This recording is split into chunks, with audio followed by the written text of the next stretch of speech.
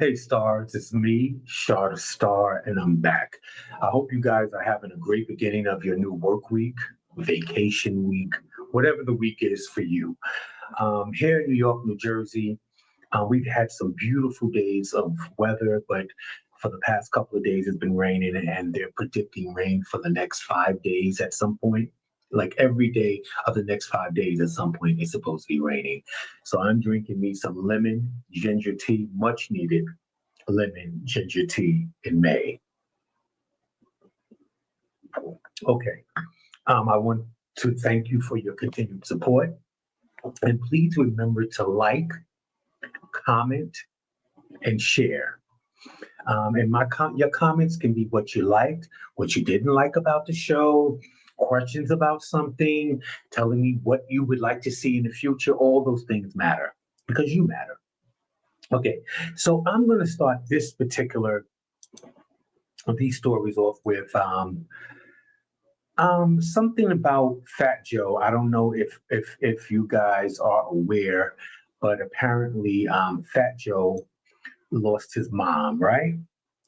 And while I was researching the story, this is here Fat Joe mourns the death of his mother, Maria, with heartfelt tribute on social media. And she was 77 years old.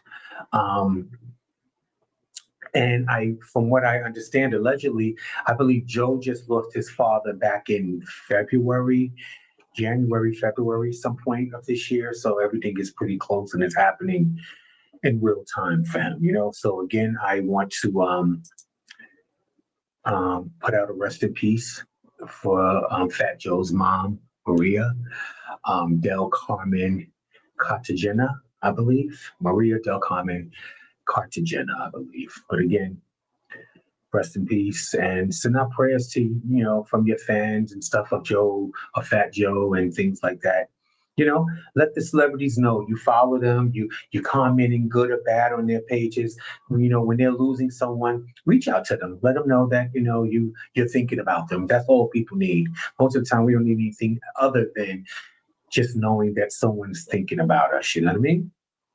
Okay, so with that being done, um, this is a little weird, and this is an ongoing investigation. So this is by no means the end of this story, but I had to bring it to you so that you'll know what I'm talking about. Well, apparently, um, it says a family demands answers after a 4-year-old is picked up from school with blood alcohol content of 0.29. Okay. They're saying that the little girl ingested a large amount of ethanol. And yeah, so I, I don't even know what to say about that one, but I'm going to tell you what they're saying. Like I said, the investigation is ongoing. No one seems to know. This happened in Mobile, Alabama, right? So it says a 4-year-old girl spent 2 days in the ICU after her family says she was picked up from school severely ill. The girl's mother, Maria Singleton, says that she picked up her daughter from school on Monday. Her daughter's body was limp. The family says doctors discovered the little girl had ingested a large amount of ethanol. The girl's parents um, sent the news, Fox News 10, the daughter's toxicology report from the hospital that shows the blood alcohol content was 0.29. So that was good. They have a report of that. It's still unclear how the child ingested the ethanol, which is also known um, as ethyl alcohol. So no one seems to know where this little girl. By no means am I laughing. I'm like, no one. How I don't understand how we send our kids to school, right?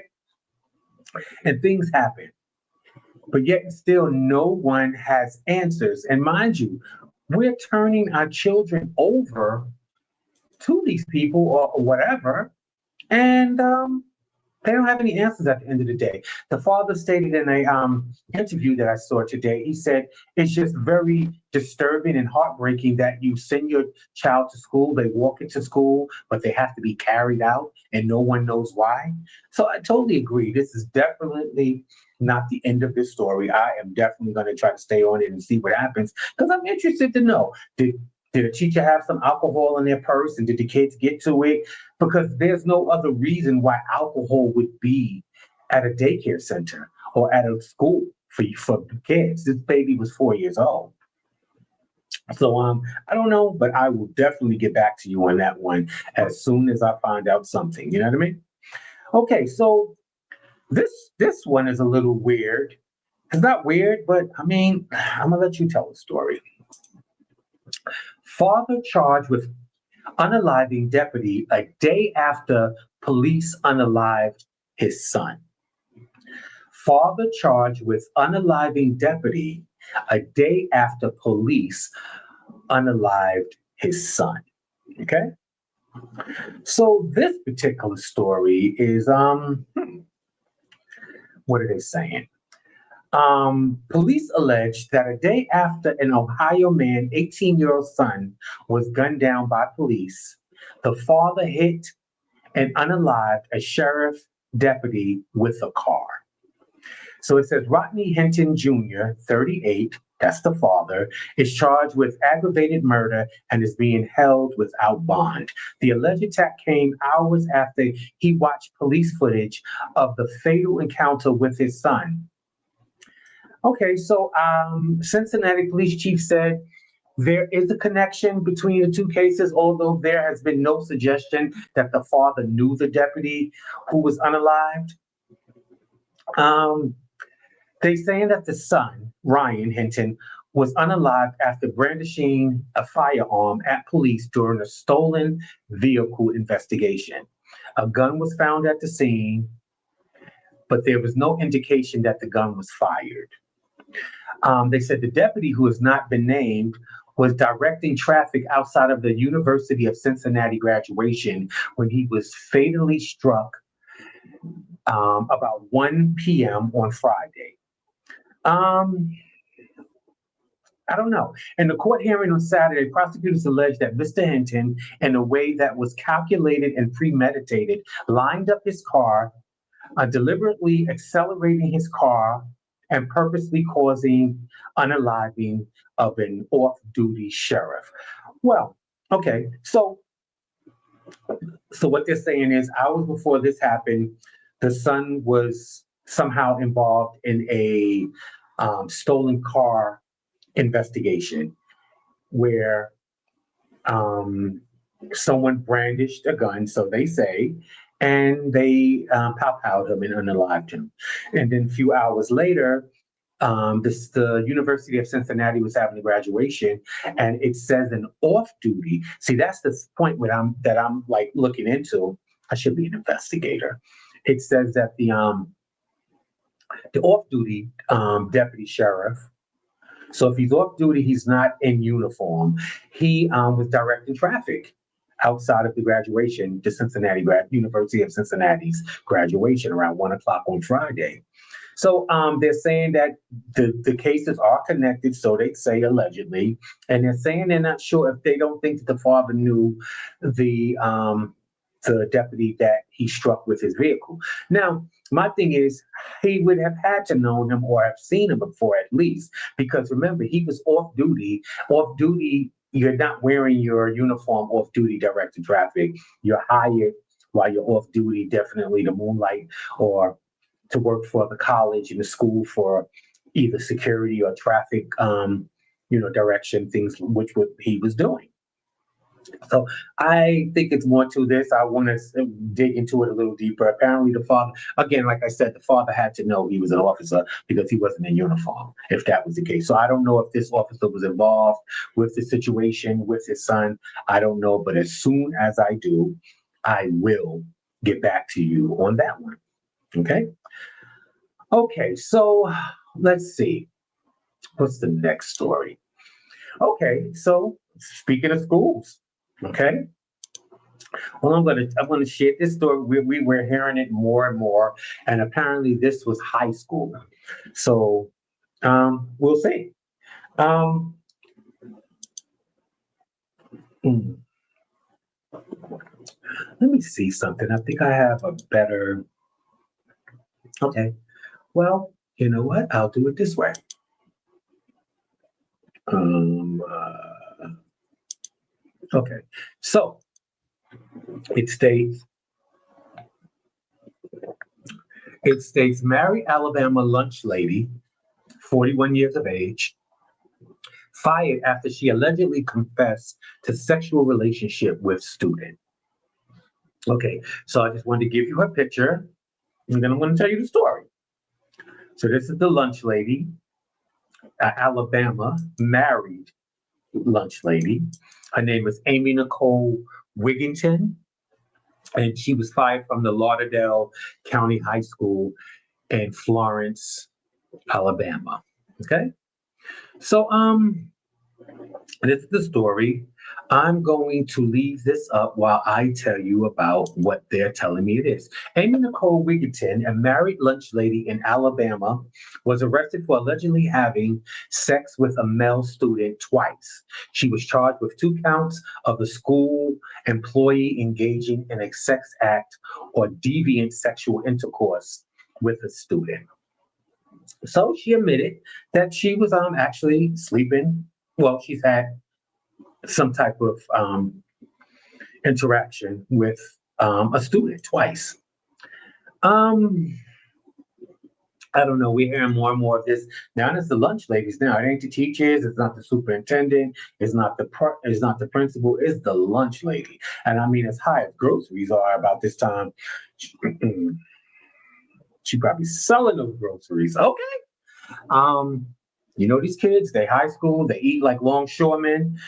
What's the best connect you can have in school when you're in high school? That's a connection either in the main office, because then you'll get to know what's going on in the school before everybody else, or the cafeteria where you get the good food, you know what's coming on, coming out, who, what, and why. You know what I mean? So I get it. But like I said, she's 41 years old and she's admitted allegedly to having sexual intercourse with a student twice. Um, they said the court documents state that Wigington, who is married, allegedly waived her Miranda rights when being questioned by police and confessed to having intimate relations with a student under the age of 19 on school grounds on March 7th and March 31st on school grounds. Okay, so she was having them at school. She wasn't even taking them home. Okay, so March 7th, March 31st. Mind you, we're in May. So this has just happened. According to court documents, um, Amy Nicole Wigington, is from Rogerville, Alabama, and she was charged with 2 counts of school employee engaging in sexual acts with an underage, a minor, someone under 19. So, I mean, again, we are hearing more and more of these stories. And I mean, like that boy had said years ago, hide your kids, hide your husband, there's people out here. These kids are after these, how can I say? Um, these teachers, the lunch ladies, allegedly, they're after your kids. They're after your kids. And he was under 19, so again, he could have been a senior, could have been 17, could have been 18. And these people are sleeping with the kids, okay? And she can't even fix a grade. All she can do is give you extras or let you go for free. I mean, so I don't even know what that was about. But seriously speaking, we still have to watch our kids. And even our kids that are in high school, we look at them as young adults, right? But the thing is, they're still kids. And they might be sleeping with a teacher. They might be sleeping with the principal. They might be sleeping with the lunch lady. I don't know. So even though your kids are a certain age, still inquire what's going on with them. Talk to them. I don't know if they're actually going to tell you they're sleeping with these people, but wow. Wow. Okay. Well, I found out over the weekend that your president, Donald Trump, I said it, um, beyond everything else he's doing, Trump orders feds to reopen Alcatraz to house America's most ruthless and violent criminals. Now, I know that the new generation Actually, it was before I was even born, but the new generation um, probably know nothing about Alcatraz. Alcatraz was this prison that was built. I want to see if I can find it was built, it's in San Francisco, California, and it's built in the center of the bay, if that's what they still gonna call it. I want to tell you the little spaz out that Trump had with as far as rebuilding and reopening Alcatraz, but I really want, okay, this is what it is. So, because I want you guys to see, or people that are not familiar with Alcatraz, remember, 20 and 30-year-olds are not going to be familiar with Alcatraz. Um, it was supposed to be a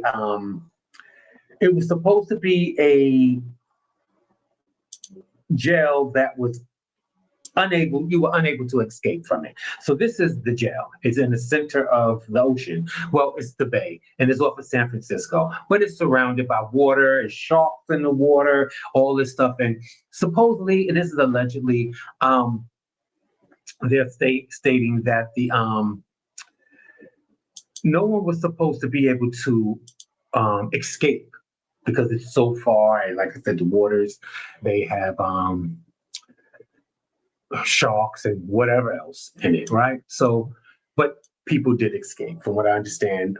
Allegedly, people did. Okay, so the president, he goes out with this: rebuild and open Alcatraz. The president states, for too long, America has been plagued by vicious, violent, and repeat criminal offenders. He has a lot of nerve. And this man, wow. Okay. The dregs of society who will never contribute anything other than misery and suffering. When we were more serious as a nation in times past, we did not hesitate to lock up the most dangerous criminals and keep them far away from anyone they could harm. I think President Trump has a lot of nerve. We already know what his record is. And it's longer than anybody. It may not be violent, but then that depends on who you speak to, because there allegedly were people that were saying that he was grabbing certain things. So that's violence. I think the gall is the nerve for me. It's to throw the rock and hide your hand. It's the kettle calling, it's the fire calling the kettle black, whatever that thing. I think I got that right. The pot calling the kettle black is what it was. Okay. It's just weird when you hear him talk about prisoners and talk about violent criminals. He makes sure he says violent because he believes whatever he's convicted of it isn't violent, but we've heard differently, allegedly, right? So yeah, he wants to reopen Alcatraz. First of all, I want to give you a little, if I'm not mistaken, yeah, because I did read, I was familiar with Alcatraz, and he wants it to be rebuilt larger and reopen it. And you know how many millions of dollars and hell, $1 billion may cost it at this point, because it's been closed for so long. I believe it was, just give me 1 second. I believe it was open. Okay, Alcatraz opened in 1934. But the prison located on a 22-acre spit of rock was shuttered after 29 years.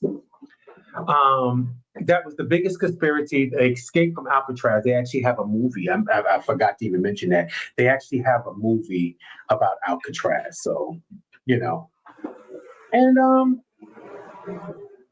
that, you know, you can look up and actually look and see what this was about. And there's, you know, there's a movie about the biggest conspiracy and theory surrounding the infamous prison break. Remember, no one was supposed to be able to get away from this prison. That was why it was built in the middle of the bay, San Francisco Bay or whatever. So yeah, so moving right along. Well, you know, I've been telling you that I'm not flying. I'm just not ready to fly. I actually have some friends that's taking a trip in a couple of weeks, and I'm not beat.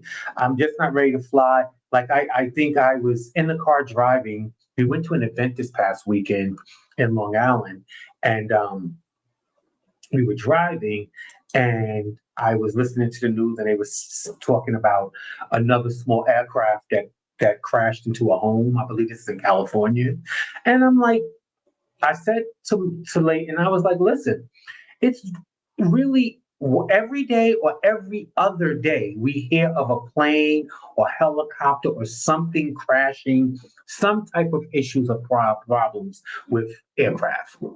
And I'll say allegedly, but it's not. I don't have to. It's true. Well, Newark Airport air traffic controllers offers damning assessment. They're stating these are the Newark air traffic controllers. They're stating it's not safe. And don't fly into Newark. Newark, they're stating allegedly is supposed to be really going through it.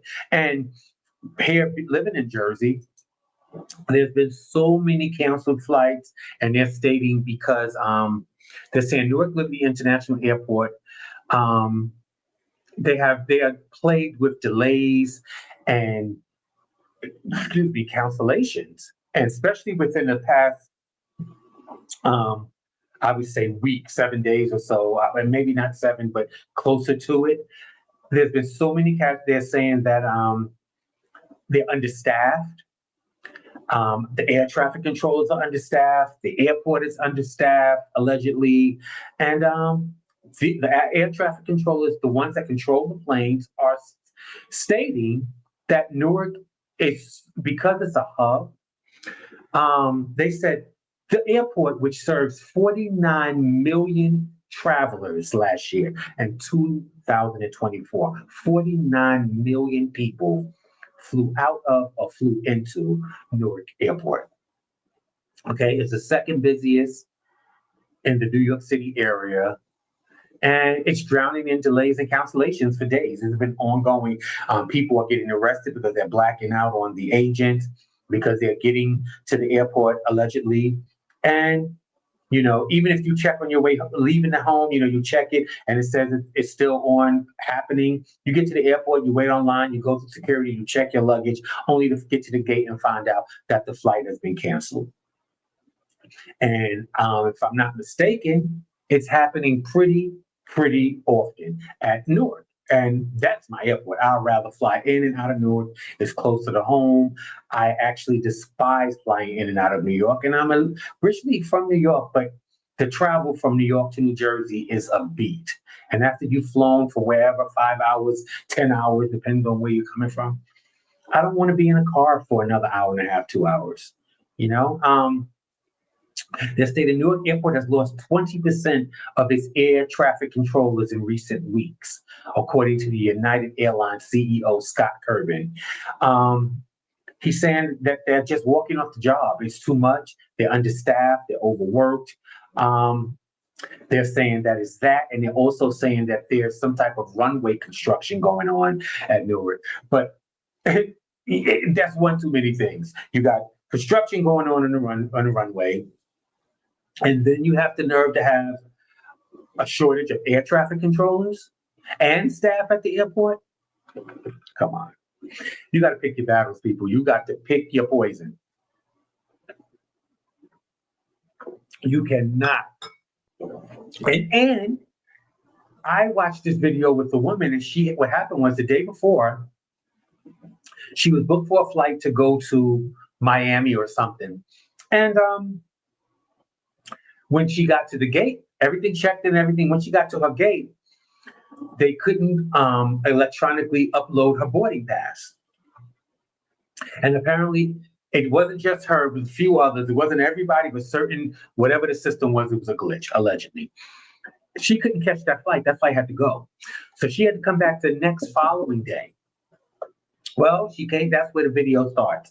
And she comes back the next following day, and the same thing happens. So she was just like, look, arrest me, because I'm not leaving here until you tell me why. This is my second time being here. Why you can't load up my boarding pass, which means I don't have a boarding pass. I can't get on the plane. I don't know what the story is. And she begged them to arrest her because she said, I'm going to black out here. So they trespassed her from the airport. So she can no longer fly from that particular airport. because they trespassed her from it because they said that she's being belligerent. But I mean, who wouldn't be after trying to do the same thing? And mind you, it was her birthday trip. Her friends and family are already there. They're waiting on her. And this is wow. It's a lot going on. But like I stated, I wasn't particularly ready to travel on air yet. It's too much going on. And I don't know. I don't know. It's just that there's hundreds of delays. And I don't know what they're going to do about it. But what I do know is they said the situation has grown so dire that United Airlines, which uses the airport as its primary East Coast hub, announced it was canceling 35 round trip flights daily, saying it was necessary in order to protect our customers. They're really understaffed, guys. For them to cancel 35 round trip, you know how much money they lost and how many customers are unhappy? And this is 35 round trip flights a day. Okay.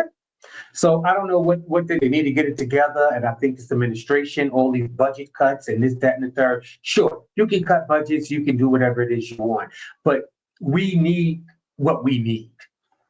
And speaking of what we need, I don't know how many of you guys are aware, but coming May 7th, which is in 2 days, you have to have either a real ID, which is the new version of your driver's license, or state ID. It has this little thing on it, and it's supposed to be more secure and less easy to copy and stuff. And if you do not, if you're flying anywhere, and that's not international, it's domestic, you either starting on the 7th, May 7th, you actually have to either have this real ID or your passport. And we are aware that everyone isn't allowed to get a passport. If you have a record, if you owe child support, whatever the situation is, there are plenty of people that cannot have a passport. That's why passports, it's not something everybody, you could just get one. No, no, no. There's certain, listen, everyone's not eligible for a passport for whatever reason, if you agree with it or not. Convicted felons, people on parole, for whatever the case. So if you need to take a flight for whatever reason, family, emergency, leisure, enjoyment time, you will not be able to fly unless you have real ID, this real version, new version of the driver's license or state ID, or your passport. And from what I'm understanding, they've been trying to push this real ID for years. And when I say years, I read that this has been going on for almost 15 years, but they've been trying to implement it. But finally, in 2019, they just figured out what they want to do, and it was going to become mandatory. But what happened was the pandemic happened in 2020. So of course that was taken off the map. Nobody wasn't going and doing anything, and they couldn't ask you. There was no motor vehicles open. And so seriously, they put that off. And then now they put it back on, and they gave a deadline, but you can't get appointments from what I understand now. Just so happened, I remember before the pandemic happened, they had a deadline, right? And it was supposed to be something like May 7th, like it is now. But remember, in March, they shut everything down for the pandemic, right? So you didn't have to worry about it. And those of us that have passports, we didn't necessarily have to worry about it because it's just about the grade of the ID, right? Because the old driver license that most people have they're just not safe anymore. They can be duplicated and different now. So whatever this is, this new real ID, me and my household was able to get it. Not so long ago, we just decided something we were doing, and it came up, and we made an appointment, and we were able to get our real ID, and thank goodness we were, because now they can't even get an appointment. It's not that they're giving you an appointment for 30 days, 60 days, or 90 days away. They're not even giving out appointments. That's how backlogged they are. So I don't know. Just wanted to let you guys know, if starting May 7th, you either have to have this real ID or a passport to fly domestic in the United States. Let's not even think about international. We're talking about domestics. You mean your Miamis and your Atlanta and your Boston and your Washington, wherever. You're going to need either this real ID or your passport. Other than that, you have to check with your you have to check and find out what else would be acceptable because I'm like, okay, if I am not allowed to have, for whatever reason, not allowed to have a passport and I'm unable to get an appointment for the real ID, you have to do something. You have to go back to the old school. I remember when passports weren't even necessary unless you were really traveling. Because I remember when I first started traveling abroad and out of the country, all I needed was my driver's license, my birth certificate, and possibly your social security card. And you could fly. That was everything you needed to fly. And then after 9/11, it got stricter and stricter. But even after 9/11, I think it still wasn't as dire as it is now. This real ID or passport, I don't know. It's going to stick a lot of people. And people have vacations planned. People have, different things that come up that needs to happen. So I just wanted you guys to know, real ID, May 7th. Okay, so y'all ready to hear a diabolical story? Okay, so this takes place in Florida. Okay. Let me see, how do I want to attack this story because it's really weird. That's crazy. Okay, so let's put it this way. We're gonna do. Let me see. Because I want you to see who I'm talking about. Okay, so here we are. So we're going to do this. This is the woman. Now, tell me if you would have believed this story or not. Florida woman allegedly impersonated an ICE agent, kidnapped ex-boyfriend's wife. So this woman, this right here. Wow. Florida woman allegedly impersonated an ICE agent and kidnapped ex-boyfriend's wife. Okay. So this is Latrace Battle. She's 52 years old. Well, okay. She was arrested for allegedly impersonating a U.S. Immigration and Custom Enforcement ICE agent. What she did was she found out where this woman worked. She had her T-shirt printed up that says ICE across the front. You know how you have the shirts and you see it says police on the front and the back. Well, she put ICE on the front, so I guess she wanted to make it seem bow. Okay, so she allegedly impersonated a U.S. Immigration and Custom Enforcement ICE agent, right, to kidnap her ex-boyfriend's wife. Battle entered a hotel in the Florida Panhandle where the woman worked and claimed to be there to detain her, according to the Bay County Sheriff's Office. Okay, so she goes into this woman's, place of work, which is at a hotel. And when it said that she was there to detain her, she says Battle has a history with the victim's husband. They said it was her ex's new wife, so I understood that. Who had previously filed a restraining order against her. So her ex-boyfriend, this woman's husband now, had previously filed a restraining order against Miss Battle. Okay, again, Miss Battle is 52 years old. Battle wore a black shirt with ICE printed on it and showed a business card from the sheriff's office to convince the woman she was a legitimate agent. No badge, no nothing, a business card. Okay. And from the picture I'm like, really? Okay, so the woman who is in the process of becoming a legal U.S. resident, okay, so she knew that, believed Battle and went with her willingly. Okay, so she leaves work with her. However, during the car ride, Battle allegedly took the woman's phone when she tried to contact her lawyer and husband. So she took her from her job, told her that she was there to get her, like she was there to pick her up.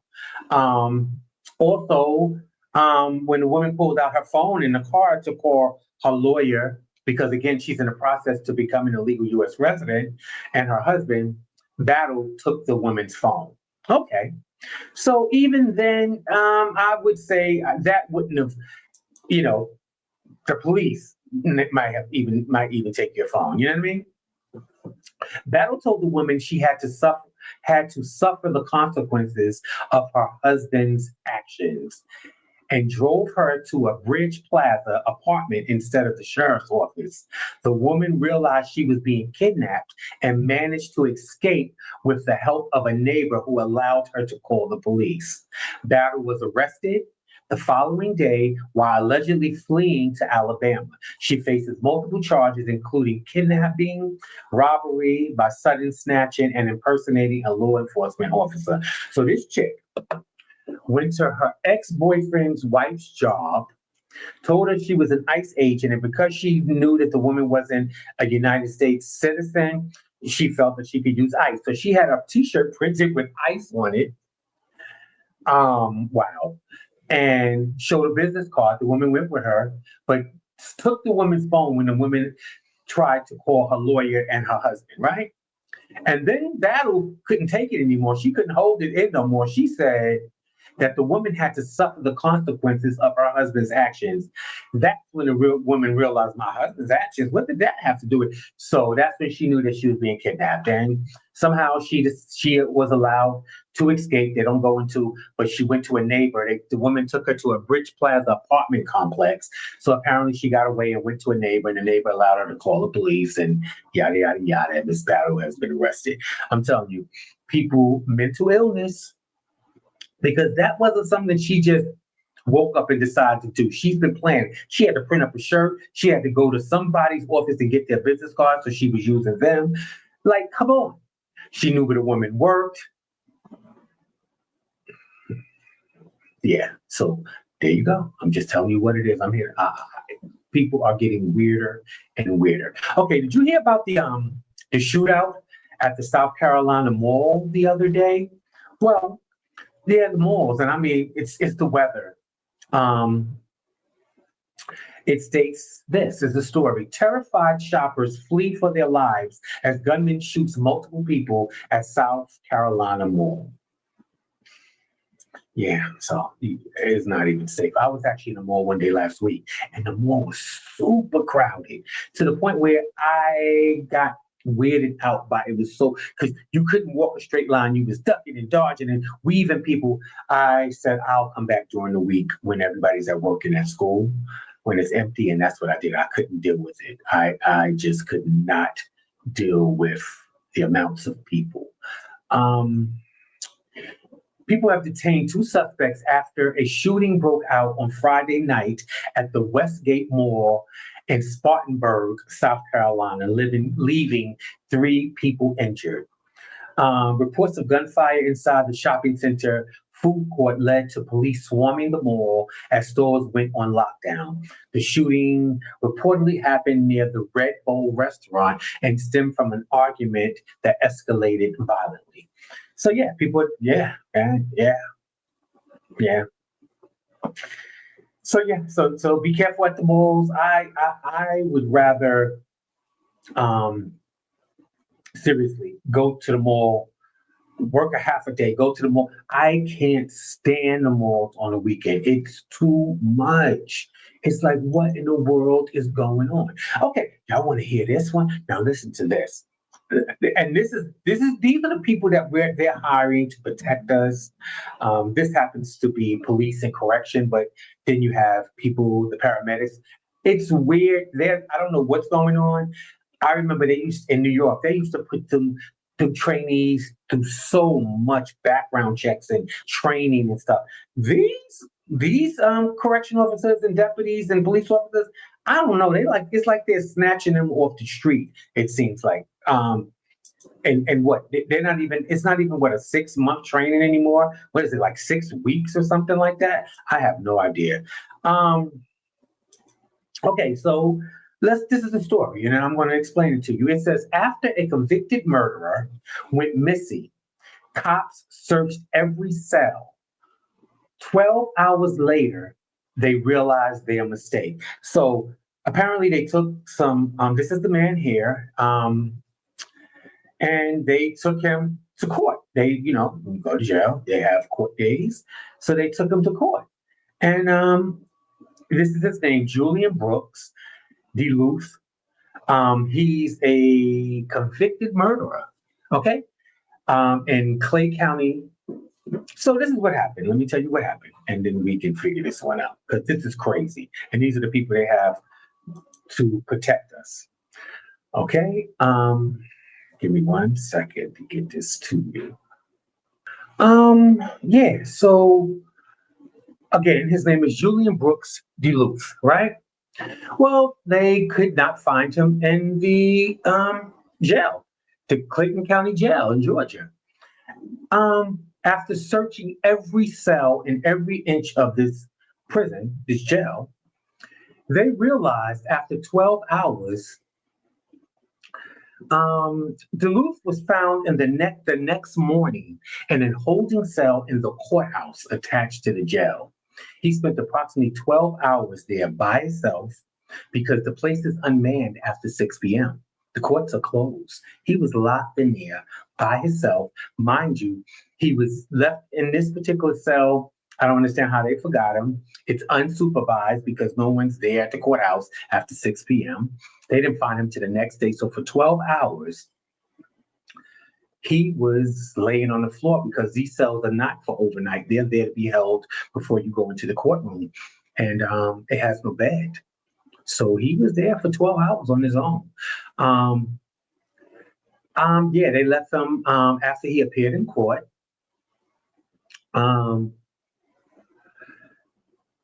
The four cops that was at fault, so they say, has proposed demotions or suspensions. Really? So y'all picked up this man and a group of men and took them to court today. Everybody goes to court. They see the judge. They take them back to the cell. Then the bus comes back to pick up the prisoners to take them back to the real jail. Remember, this is just some holding cells that's connected to the courthouse in Georgia. And somehow this one man was left unattended, unsupervised, left in a courthouse little lockdown cells for 12 hours. They all went back to the prison, did a count, realized he wasn't there, searched the place as if he had. Remember, he's a convicted murderer. We ain't guessing, we ain't alleging. He is in jail for murder. And so I don't know about this training. I don't know what they're doing. I don't know what kind of training they're going through. How do you, and why one person? How do you miss that one person when everybody's, so you mean to tell me when they shut down the courthouse at night, right? No one walks through the courthouse, walks through the cells, wherever they keep the prisoners to see everything is clear? I'm just asking the question. I'll wait. I mean, no one does that? Wow. So this man was left in the courthouse, in the court jail, their little lockup for 12 hours. They went back to jail. They did a complete lockdown of the jail. They went and tossed everybody's, because at this point they're trying to figure out, did he escape? Who's involved? No one's involved.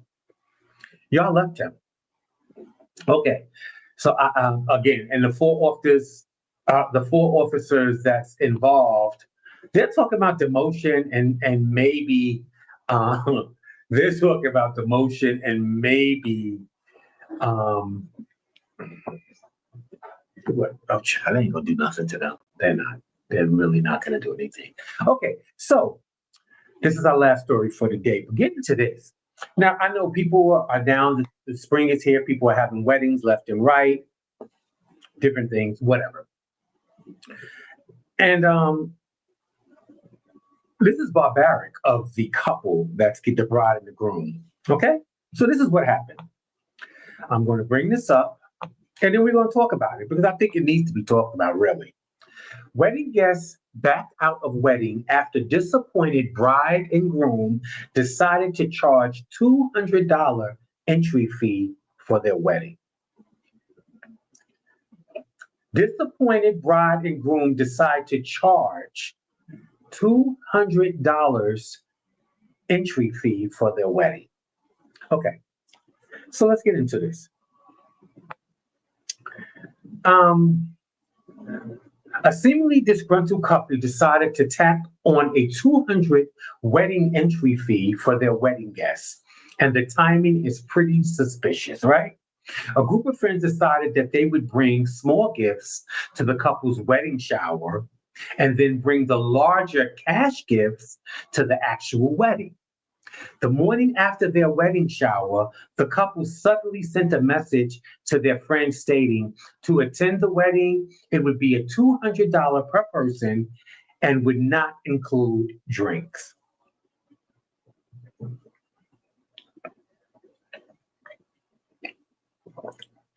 So you think it's mandatory that I come to your wedding? You think it's mandatory that I put aside a day of my life, get dressed, pick out a gift for you, and go to your wedding, and you're going to charge me $200 at the door? The hell is it, the Met Gala? Like $200 at the door for a wedding that I don't have to attend. I could care less, really. If you're going to charge me $200, I'm being honest, I could care less. Because again, when it's all said and done, it's one day. And after that day, life goes on. No shade. It is what it is. Okay, so what happened was the people had a wedding shower, and the people said that they brought little gifts, like maybe champagne or whatever it was that they felt, which I've actually kind of been in this type of situation, meaning I've been to one or two engagement parties, right? But other than that, people got engaged. It was more of a surprise, meaning it starts to become a money grab, is what it starts to look like when you're having all these showers and parties and then wedding and you want gifts for everything. You're wilding. You lost your whole entire mind. I'm not paying for your wedding. Um, I'm always going to give a great wedding gift, no matter what, no matter what. So, like I said, I've been to places where it was a gathering, but only the groom and maybe one or two other people knew he was actually going to propose that night.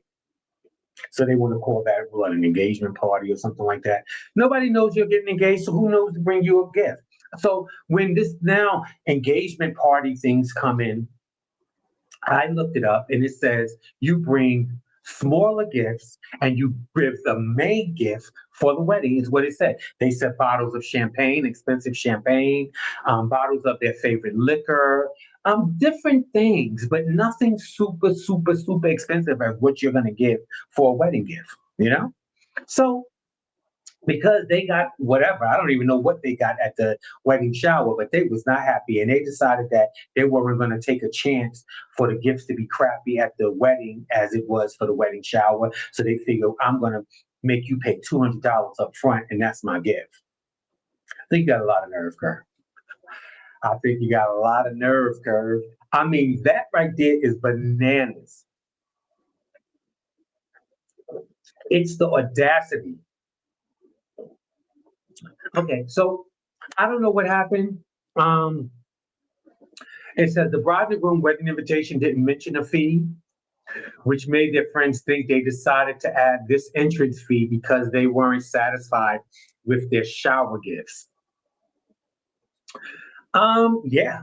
And like they said, they're doing a poll here and they're saying wedding guests aren't sure about gift etiquette, right? And like I said, I wasn't either. All of this engagement parties and wedding showers and the wedding and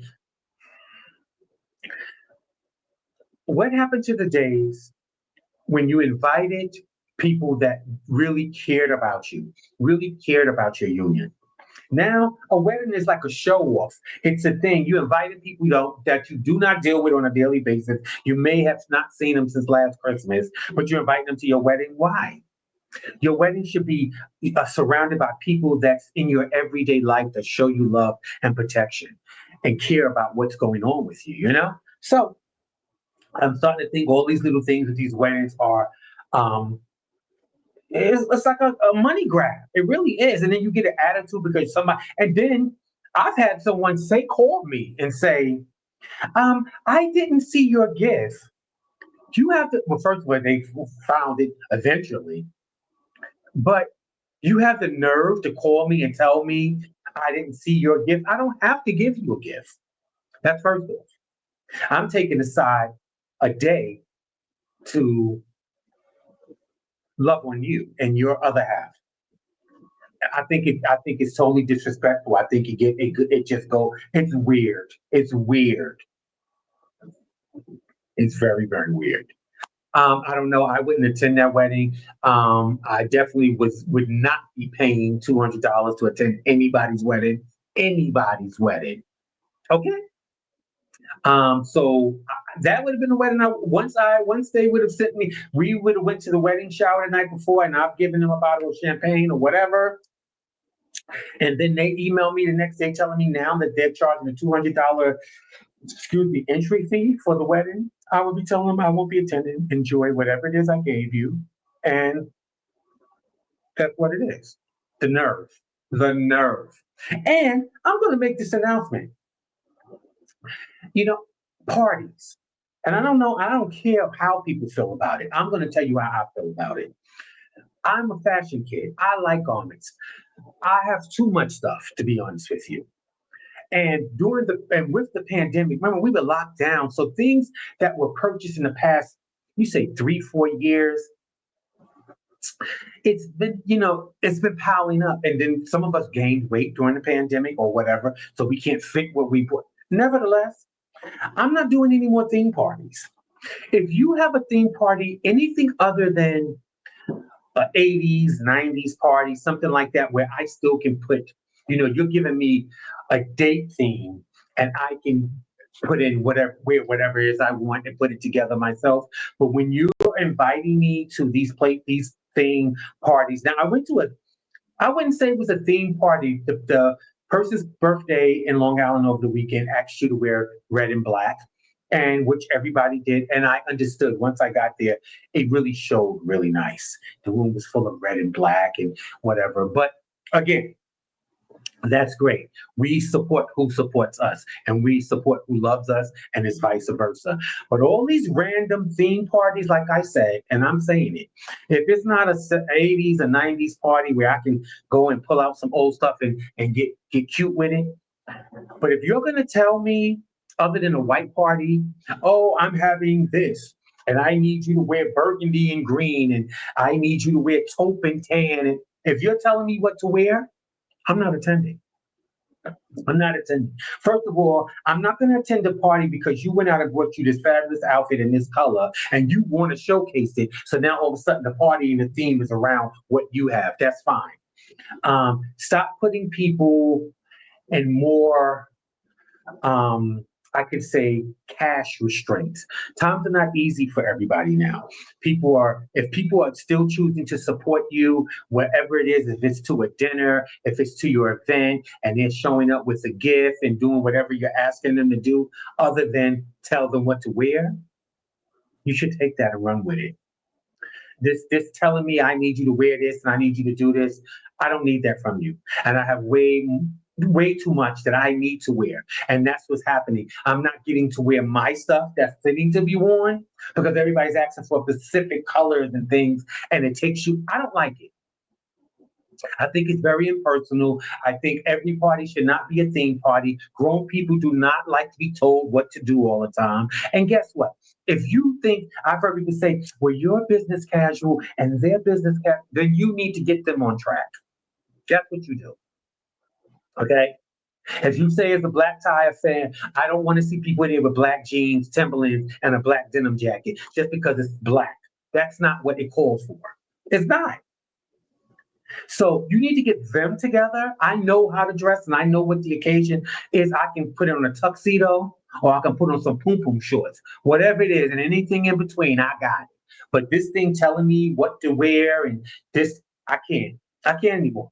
Because again, I still have a closet full of stuff that I'm dying to wear. But every time I come across something, they want to tell you what to wear, what this. And again, the party we went to this past weekend, we know them daily. This is not to you, Dell, at all. We love you. But I'm just stating, and I understand why you did what you did. It worked out beautifully. But again, if you're having any theme parties with colors, special colors you want, and special whatever it is, other than come and dress to impress, if your thing don't say anything other than just come and dress to impress, and you're telling me what to wear, I'm not attending. I'm not attending. I'm just not. I'm not. So I'm telling you right now, no shade, and I ain't gonna be, and it ain't no shade if you don't invite me. I'm telling you, if it's not such and such and such, and it says dress to impress, it gets, you can say black tie, a black tie affair. That's fine. Dress to impress. I could wear anything. I could mix and match it and get it together. But all it is, I need you to wear neutral colors, sand, taupe, and blue. I don't wear taupe. Okay. Nevertheless, I love you guys. I want you guys to be in the know. I want you guys to be intentional. And yeah, it was a little runoff. It is what it is. But I love you guys. And I will again, I know that Puffy, I said that I was gonna start, giving more updates on the Puffy trial, but this week is jury selection. There's nothing going on. We're not going to know who the jurors are and what this, that, or the third anyway. So there's really nothing to support. So allegedly, what I understand, this week is jury selection, and the next week is supposed to be when the trial begins. So with that, then I'll be getting on. But again, you're going to see me again at a couple of more times, I hope, this week. And I love you guys. And until next time, be intentional, be in the know, check on your strong friends. Love you. Like, comment, and share.